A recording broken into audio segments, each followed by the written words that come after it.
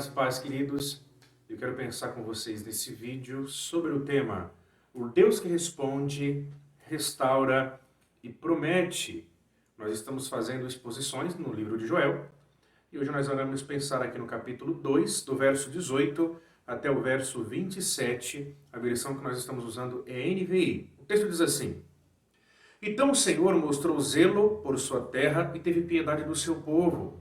O Senhor respondeu ao seu povo: Estou lhes enviando trigo, vinho novo e azeite, o suficiente para satisfazê-los plenamente.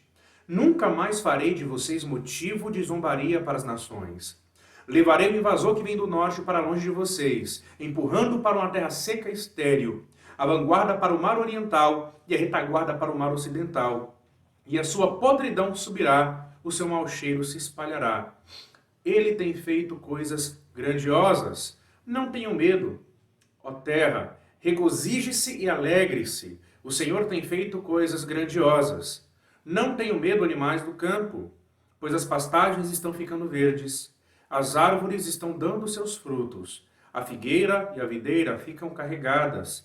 Ó povo de Sião, alegre-se e regozije-se no Senhor, no seu Deus, pois ele lhe dá as chuvas de outono, conforme a sua justiça. Ele lhe envia muitas chuvas, as de outono e as de primavera, como antes fazia. As eiras ficarão cheias de trigo, os tonéis transbordarão de vinho novo e de azeite.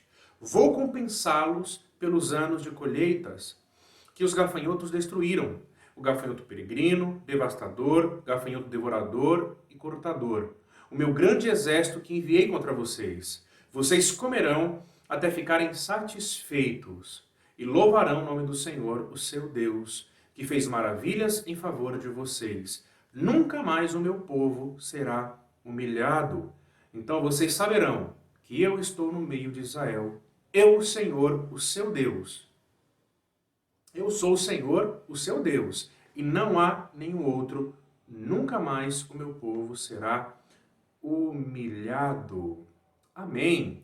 Bom, nós vimos até esse ponto que o objetivo de Joel foi mostrar que a praga de gafanhotos e toda a destruição que aquela praga de gafanhotos ela trouxe sobre o povo apontava para um evento de maiores proporções, o evento de proporções cósmicas, aquele chamado Dia do Senhor ou Dia Escatológico de Yahvé.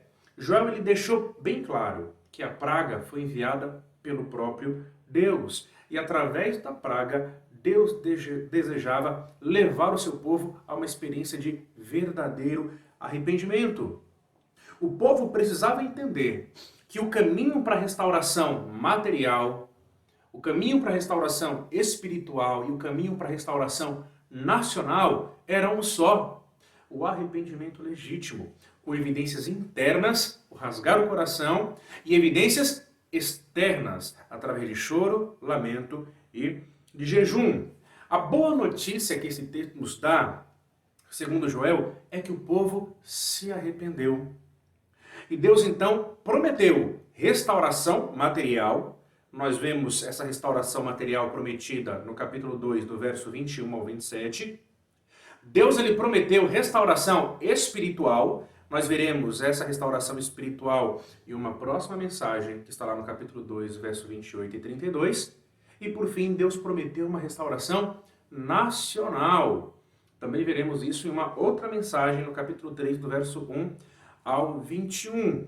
Nessa mensagem, nós iremos nos concentrar nessa restauração material prometida por Deus. Lembre-se, essa restauração por parte de Deus foi uma resposta divina ao verdadeiro arrependimento do povo. Nós dividiremos o nosso sermão em 3 partes. Então vamos começar pelo nosso primeiro ponto, o Deus que responde. No verso 18 ao 20 diz: Então o Senhor mostrou zelo por sua terra e teve piedade do seu povo. O Senhor respondeu ao seu povo: Estou lhes enviando trigo, vinho novo e azeite, o suficiente para satisfazê-los plenamente. Nunca mais farei de vocês motivo de zombaria para as nações. Levarei o invasor que vem do norte para longe de vocês. empurrando para uma terra seca e estéril, a vanguarda para o mar oriental e retaguarda para o mar ocidental. E a sua podridão subirá e o seu mau cheiro se espalhará. Ele tem feito coisas grandiosas. Nosso primeiro ponto, portanto, é o Deus que responde. Note que o verso 18, ele abre, né, uma nova percepção sobre tudo aquilo que nós temos lido aqui no livro de Joel. Ele marca uma transição dramática nesse livro. E a partir do verso 18 até o capítulo 3, verso 21, o finalzinho do livro de Joel, o profeta ele dedicará a sua mensagem para falar da restauração que será operada por Deus na vida do seu povo. Interessante que nós temos aqui dois termos que merecem consideração: o termo zelo e o termo piedade ou compaixão, dependendo da sua tradução. O termo zelo, ele traz a ideia, ou ele descreve alguém corado. Ele descreve alguém apaixonado e profundamente emocionado. Essa palavra usada por Joel, ela indica o forte sentimento de Deus pelo seu próprio povo. Deus, ele tem zelo. Deus, ele tem ciúme. Deus, ele se envolve de uma maneira profundamente emocional com o seu próprio povo. O outro termo, piedade ou compaixão, traz a ideia de retardar ou poupar alguém do sofrimento. Retardar o sofrimento. Esses dois termos juntos, eles revelam o intenso amor que Deus tem pelo seu próprio povo. Não apenas em demonstrar o seu amor em nível de zelo, de cuidado, mas também de poupar o seu povo do sofrimento. Irmãos, nós devemos então confiar nesse amor divino. O profeta Joel, ele revela um Deus amoroso, um Deus zeloso e um Deus preparado para responder, para intervir de maneira especial quando há legítimo arrependimento. Note, Deus reina sobre o mundo inteiro. Nós sabemos disso. Mas a relação de Deus com a terra dada a Israel é uma relação diferente. É uma relação peculiar. Note que o verso 18 diz que então o Senhor mostrou o zelo por sua terra. Essa relação de Deus com a terra, nós podemos compreendê-la por pelo menos dois motivos. Primeiro, a terra dada a Israel é a terra da promessa. É uma terra fruto de uma promessa divina. Uma terra dada a Israel, fruto da promessa que o Senhor fez a Abraão. Mas não só isso. Essa terra, ela era especial por se tratar também da terra onde Deus se revelou, se manifestou para o seu próprio povo. Mas guarde isso no seu coração. O que o profeta nos revela é um Deus amoroso. É um Deus que se envolve de maneira muito pessoal com o seu próprio povo. É um Deus que está preparado para retardar o sofrimento, para fazer cessar o sofrimento, porque Ele é um Deus compassivo. Mas agora o verso 19 nos mostra mais sobre Yahvé. Deus não é apenas zeloso e compassivo. Deus é um Deus que responde. Interessante notar que o texto vai nos mostrar que Deus aqui ele restaura os alimentos básicos daquela sociedade agrícola. Lembram? A praga de gafanhotos acabou devastando toda a agricultura do povo, fazendo-os clamar pela sua própria vida. Mas aqui Deus restaura aqueles alimentos básicos. O texto diz: o trigo, o vinho e o azeite foram devolvidos por Deus. Deus ele devolve aquilo que os gafanhotos haviam destruído. E é interessante que uma nova expressão aparece aqui. A expressão suficiente para satisfazê-los. Indica que Deus não mais deixaria ou permitiria que o seu povo sofresse com falta de alimento. E no verso 19, nós encontramos mais uma resposta de Deus a uma oração que foi feita lá no verso 17. Se você retroceder um pouquinho lá no verso 17, você vai ver que o profeta Joel, como porta-voz de Deus, incentiva os sacerdotes a orarem para que, de forma alguma, a nação mais se tornasse motivo de zombaria. E aqui, irmãos, no verso 19, Deus ele também responde a essa oração, prometendo que o seu povo já não mais seria motivo de zombaria entre as nações. Se por um lado nós devemos crer no amor de Deus, crer que Deus ele tem um zelo, um cuidado especial por nós, que existe um envolvimento pessoal da parte do Senhor com o seu próprio povo, e que Deus ele nos priva do sofrimento quando ele deseja e quer por piedade e compaixão, esse texto nos mostra também que Deus ele responde às orações. Nós devemos crer que Deus ele responde às nossas orações, quando há legítimo arrependimento, quando há clamor sincero, quando há o rasgar dos nossos corações, Deus responde às nossas orações. Isso aqui é lindo.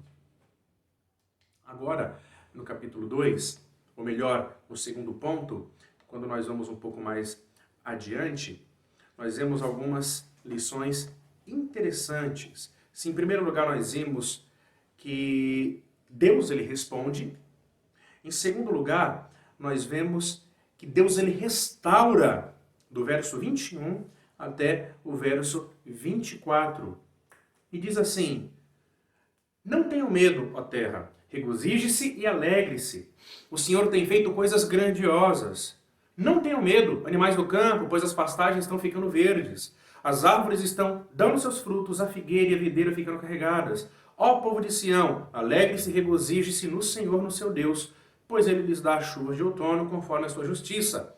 Ele lhe envia muita chuva, as de outono, de primavera, como antes fazia. As eiras ficarão cheias de trigo e os tonéis transbordarão de vinho novo e de azeite. Veja que interessante, nos primeiros 3 versículos, na parte 1, no nosso ponto 1, lembrando que o nosso ponto 1 é o Deus que responde, nós vimos ali que Deus ele falou ao povo, né?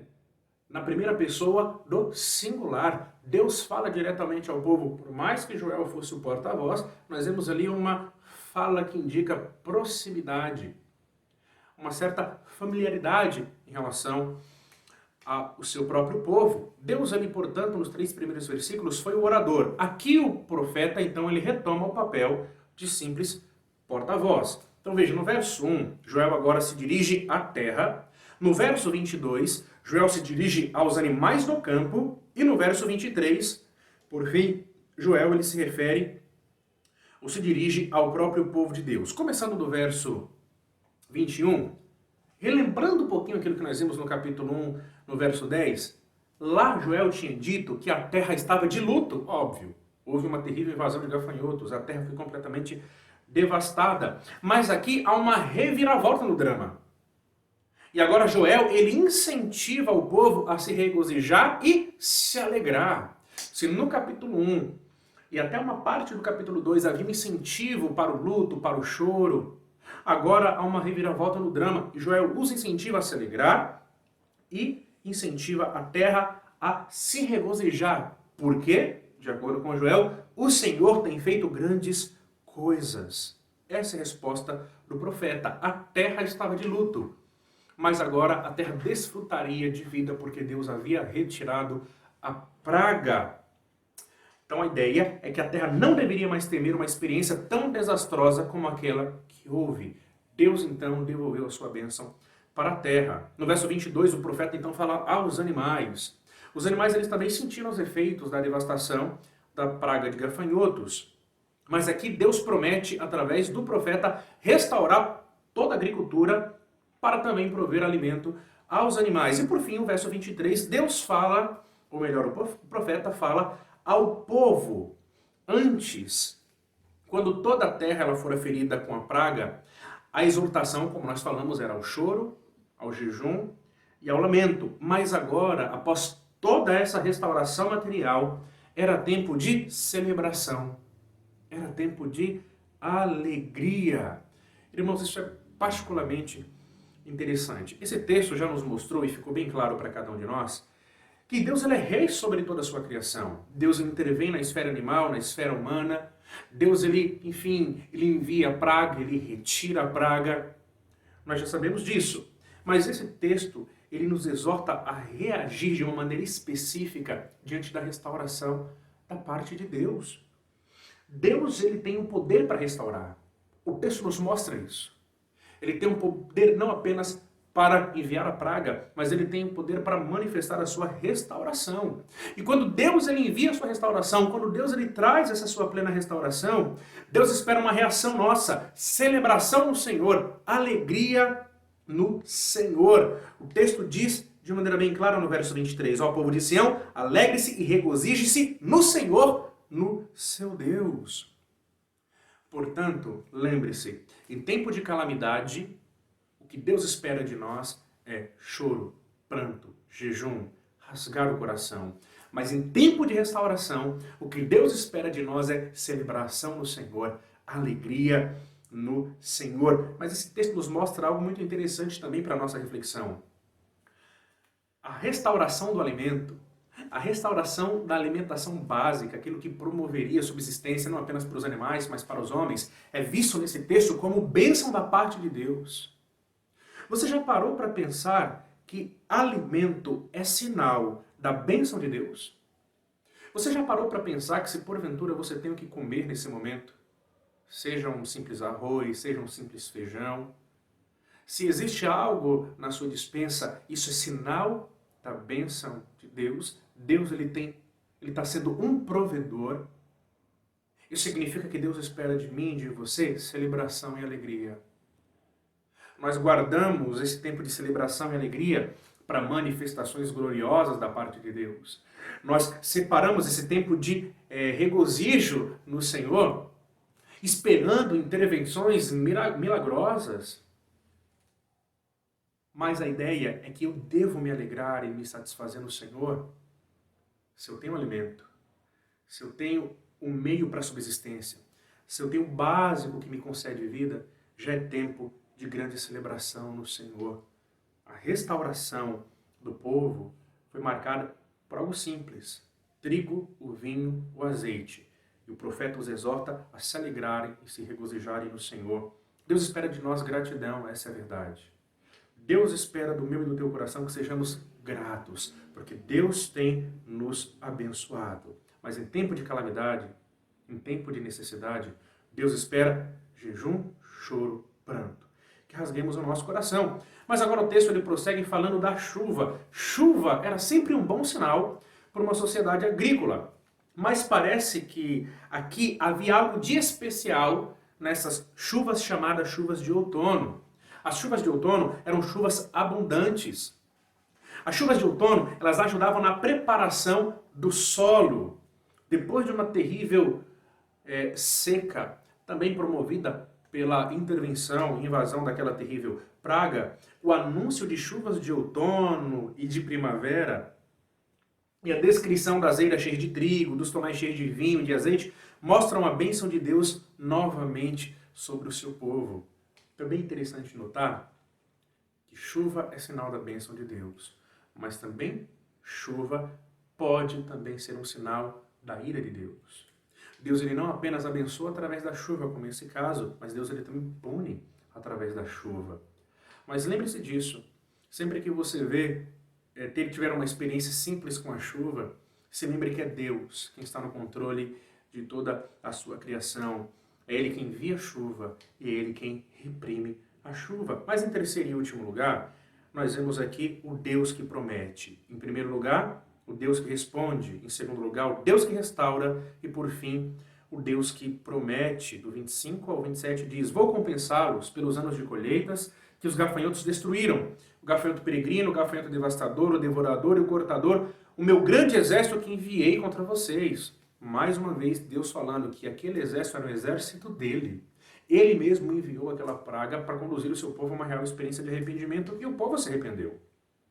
Ele diz a partir do verso 26, vocês comerão até ficarem satisfeitos e louvarão meu nome, o seu Deus, que fez maravilhas em favor de vocês. Nunca mais o meu povo será humilhado. Então vocês saberão que eu estou no meio de Israel. Eu sou o Senhor, o seu Deus, e não há nenhum outro.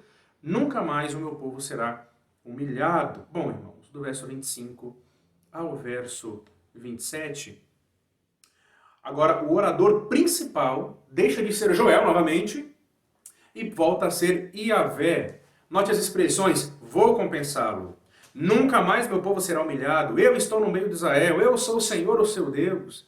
É muito interessante essa mudança E essa dinâmica que existe nesse texto, mostrando o momento onde o profeta ele se torna um simples porta-voz e onde Deus ele toma, né, o protagonismo no texto. Deus faz isso duas vezes, mostrando essa relação próxima, muito pessoal que ele tinha com o seu próprio povo. E o objetivo era esse, era mostrar esse envolvimento pessoal de Deus com o seu próprio povo. Deus ele é imanente, ele se envolve com o povo da sua herança. E aqui, gente, nesse texto, nós vemos uma linda manifestação da graça e do amor de Deus. Mesmo Israel sendo culpado de se afastar de Deus, mesmo Israel se rebelando contra Deus, nós encontramos aqui pelo menos 4 promessas graciosas e amorosas da parte de Deus. Primeiro, há uma promessa de compensação. O texto diz que Deus iria compensá-los pelos anos de colheitas que os gafanhotos destruíram. Parece que o texto nos mostra que houve uma invasão de gafanhotos e as consequências duraram anos. Calamidades podem durar anos. Problemas na família, experiências tristes que nós vivenciamos podem durar anos. Mas aqui Deus ele faz uma graciosa promessa de compensação pelos anos de destruição por conta da invasão dos gafanhotos. A segunda promessa é uma promessa de satisfação. Vocês comerão até ficarem satisfeitos. A terceira promessa é de proteção. Nunca mais o meu povo será humilhado. E a quarta promessa é de intervenção. Então vocês saberão que eu estou no meio de Israel. Irmãos, Israel não merecia, mas o Deus da Bíblia se revela assim, de maneira amorosa e graciosa. A aplicação que nós temos para a nossa vida é que Deus não nos deve nada. Deus não nos deve compensação, Deus não nos deve satisfação, Deus não nos deve proteção e Deus não nos deve intervenção dele em nenhum momento. Ele não nos deve nada. Isso são manifestações graciosas de Deus. Deus graciosamente, ele restaura a nossa sorte. Ele nos conduz a uma experiência de satisfação na nossa família. Deus graciosamente intervém, nos protege. Irmãos, esse é o Deus que promete. Por fim, algumas aplicações básicas para a gente poder orar. Em primeiro lugar, esse texto, como nós vimos, ele nos incentiva a confiar no amor de Deus por nós. Ele tem zelo, ele tem piedade, ele tem compaixão do seu povo e ele responde às nossas orações quando há verdadeiro quebrantamento e arrependimento legítimo. Em segundo lugar, vimos que Deus ele restaura. E diante de uma experiência de restauração, ele espera que o seu povo se alegre nele. Que o seu povo celebre diante de sua presença. O motivo de termos, ou melhor, se temos um simples alimento, se temos uma casa, um teto sobre nós, roupas para vestir, isso já é motivo, irmãos, para nós celebrarmos diante do Senhor, porque ele está se manifestando um Deus provedor. Em terceiro e último lugar, Deus ele é um Deus de promessas. Por mais que Deus ele promete, ou por mais que Deus graciosamente ele possa restaurar prejuízos que tivemos no passado, ele não nos deve. Mas se graciosamente ele fizer isso, se graciosamente ele nos proteger, se graciosamente ele nos conduzir à satisfação, nós devemos entender que existe uma promessa que ultrapassa essas promessas de cunho terreno, que é a promessa da vida eterna através de Cristo Jesus. Se você se arrepender dos seus pecados, confiar em Jesus Cristo para a sua salvação, entregar a sua vida a Cristo, reconhecendo que sem Ele não há salvação, não há possibilidade nenhuma de avanço, então você desfrutará de vida eterna e essa é a maior promessa que Deus ele pode nos dar. Vamos orar? Pai, obrigado pela Tua palavra. Nos ajude, Pai amado, a crer no Teu amor por nós. E crer, ó Pai amado, que existe restauração, que existem promessas, quando existe verdadeiro quebrantamento. O povo ouviu a mensagem, o povo sentiu a dor por conta da invasão de gafanhotos e percebeu naquela terrível calamidade o chamado urgente do Senhor. Pai, nos ajude a darmos ouvidos àquilo que está acontecendo ao nosso redor. Talvez o nosso sofrimento seja a Tua voz nos chamando ao arrependimento. Talvez a nossa dor, a nossa limitação, essa calamidade que vivenciamos seja a Tua voz nos chamando ao arrependimento. Nos conduza, Deus, ao arrependimento. Quebrante os nossos corações, que o arrependimento seja interno, mas também seja externo. E oramos para que diante disso o Senhor nos ajude a crer e confiar no Teu amor, na Tua compaixão, que o Senhor responde, que o Senhor restaura e que o Senhor promete. O Senhor, ó Deus, realiza Suas promessas em nossas vidas por graça. É assim que nós queremos crer. Como a Tua palavra nos ensina, em nome do Senhor Jesus. Amém. Bom, se esse vídeo fez sentido para a sua vida, curta, se inscreva no canal da nossa igreja, compartilhe esse vídeo com outras pessoas, irá nos ajudar muito e irá ajudar a causa do Evangelho. Que Deus abençoe em nome de Jesus.